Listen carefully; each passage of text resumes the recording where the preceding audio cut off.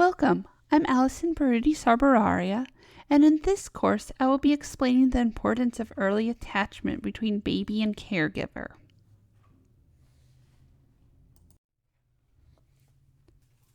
So, what is attachment? Well, attachment is an emotional bond between two people. It helps the baby feel safe and secure.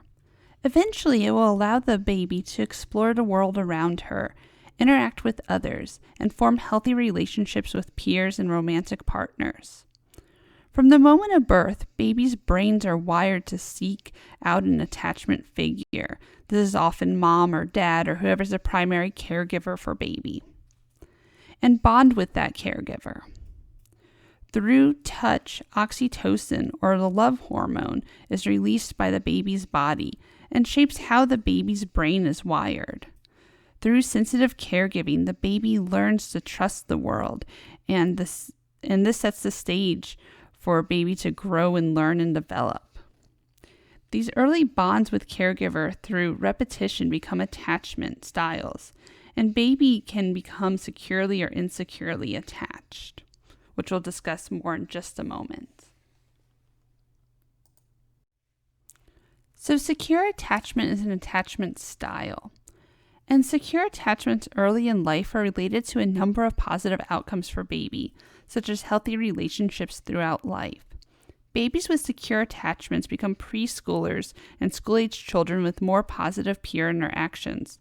Also, in adolescence and adulthood, these children have healthier romantic relationships. Overall, they tend to do better in school and in job and work environments. So you may be asking, what does a secure attachment look like? Well, in infancy, a secure attachment is one in which the child feels that they can trust their caregiver to respond to their needs and return to them after separations. When scared or distressed, children's attachment is activated, and children with secure attachment seek comfort and reassurance from their caregivers. Research shows that sensitive caregiving fosters secure attachments.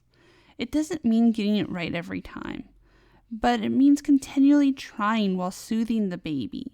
So talking gently to the crying baby, saying things like, "Oh, let's check if you're hungry." "Oh no, not hungry. Okay.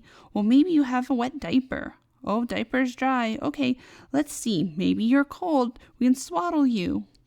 So on and so forth, trying different things to see what it is that baby needs.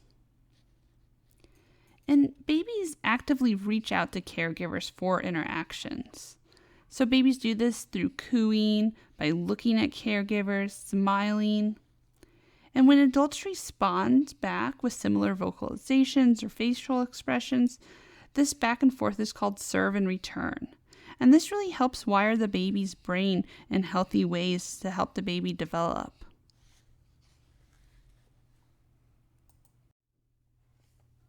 So what are some activities caregivers can do to bond with baby? Well, one activity that has a lot of research that supports it is skin-to-skin contact. So it's literally placing baby on your skin, on your chest usually. So baby's just in a diaper and you open up your robe or put baby inside your shirt and you're skin to skin. Baby can hear your heartbeat. Baby can feel your warmth. It's very comforting to baby. And many hospitals do this practice right after babies are born. They take the baby and place the baby directly on the mother's chest. And this really facilitates this bonding. Something else you can do is holding baby, touching and gently caressing baby. Again, when babies are touched gently and held and caressed gently, then this releases oxytocin, which helps wire the baby's brain and creates these implicit memories of being safe and secure, that the world's a good place, baby can trust the world. Responding to baby's cries and cues is important. Again, that's sensitive caregiving. So it's not getting it right every time, but just talking baby through what it is you're doing to help baby. So calmly just stating what it is you're doing and just moving from one thing to another and following baby's cues. Is it working? Is it not working? And moving on if it's not working. following baby's interest. So thinking about what a 3-month-old might be interested in. It could be making silly faces in a mirror, looking at faces, pointing out eyes and nose and mouth. Imitating baby's vocalizations might entertain the baby. So thinking about where the baby is developmentally and following their interest. Looking at baby in the eyes, making eye contact, smiling at the baby is something else you can do to help facilitate bonding. And if it's too much for baby will turn her head away. And that's a good cue that baby's done making eye contact. Baby's done looking directly at your face and they want to do something else. Maybe it's time for baby to take a nap. Research also supports that reading to babies is a way to help foster this early bonding and secure attachments. So think about a reading environment in which baby's sitting on your lap or you're holding baby. You have joint attention on the book. You're talking about the book with baby, relating the book maybe to baby's life. It's a very safe, secure environment that baby's in. And it really creates these positive implicit memories. Finally, staying calm is important. So while baby's crying, it's very anxiety provoking. But if you can remain calm and just calmly talk yourself through what you're doing with baby, that's the best that you can do in that situation. And remember that young children are not good judges of what's going on internally for others. They use external cues to judge someone's emotional state. So you can fake it till you make it. If you feel really agitated and anxious inside, as long as you give baby a calm appearance, you're talking gently to baby doesn't know that you're anxious. Baby's just listening to your tone of voice. And if you do get too anxious or too agitated and you really just can't display this calm appearance to baby, it's okay to set baby down in a safe location such as baby's crib and walk away from baby for a few minutes. Take some deep breaths, calm yourself down, and then go back and just be, I'm sorry, baby. Mommy needed to calm down. Mommy's good now. Mommy will hold you and rock you and change your diaper and figure out what we can do to help baby be calm. That's okay to do. So again, that's better than being in a very agitated, anxious state with baby. Just setting baby down again in a safe location where you can leave the room for a few minutes and baby's safe. And as baby grows into a toddler, we want to continue to foster this secure attachment with our child. So thinking about how we can keep a close relationship growing with our child is important. So one thing parents and caregivers can do is that they can keep responding to their toddler's needs and cues. Again, toddlers now maybe are a little bit better at expressing what they want, but they're far from mature. So really picking up on their needs and cues and helping guide them through that. Spending quality time together. So just doing things together, such as eating and singing and playing and being silly, really help foster secure attachments. Holding, tickling, hugging, kissing are all ways, again, that release oxytocin, that help these neural pathways form to have these positive implicit memories. And again, I would do this being respectful of your toddler, your young child. If your toddler says no tickle, then stop tickling them. They're asking you not to tickle them anymore. I don't believe in forcing children to give people hugs. You can say, do you want to hug me? And if child says no, then that's okay. It's, being respectful of their requests and their own body is important, showing that respect for them. Again, I'm really going to emphasize reading. This is my area where I spend a lot of time doing research. And reading with young children is really important and helps foster close relationships with them as well as gets them ready to be readers. Age-appropriate, warm, responsive discipline is important. And really think about the word discipline as instruction. Children are learning how the world works. They're learning how to control their own bodies.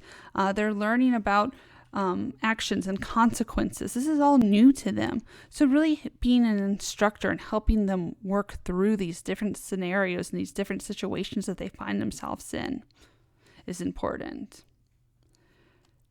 Talking to children can help foster positive relationships with them. So describing and explaining. If a child's playing with blocks, you may be talking about what they're building, talk about the color of the blocks, the shapes of the blocks, being like, oh, it fell over, too tall, it fell over. So kind of explaining like why it maybe fell over. Treating toddlers with respect. So again, thinking of them as their own person and as a human being who deserves respect and dignity. And again, that's why I really emphasize that if you're tickling a toddler and they ask you not to tickle them anymore, that you stop and that you're respectful of that. And being interested in what your toddler's interested in. So again, your toddler might be interested in reading a book for the 5th or 6th or 100th time. And, just following their lead. You can, of course, suggest other books, but really focusing on what they're interested in, whether that's building towers, whether that's running around in a backyard, just following their interests and kind of playing along with them can help foster these positive, secure relationships. It's important to remember that attachment is rooted in safety and that the attachment system itself is really activated by distress, oftentimes by separations or by being in a situation where the child may feel that something's dangerous or threatening. This is what activates the attachment system. So one way to help foster a secure attachment with baby is making sure that you are in an environment where you feel safe. So if you feel safe, you're more likely to create an environment where baby feels safe and convey that the world is safe, that this environment's safe, that the time with baby is safe. So create a safe environment for yourself first. And here are some things to consider when you're doing that.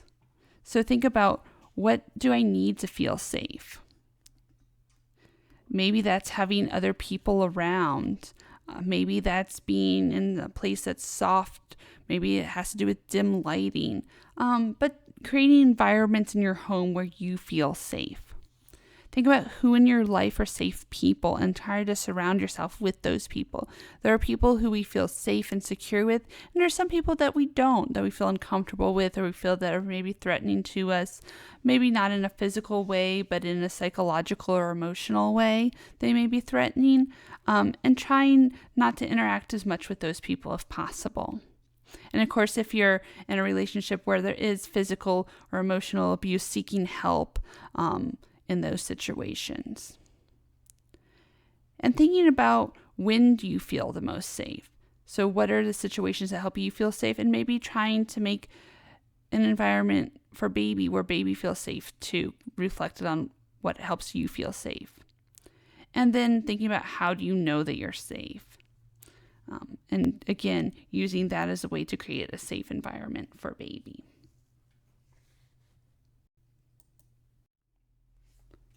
Something else to do is to think about your own relationship with your parents or your primary caregiver or givers.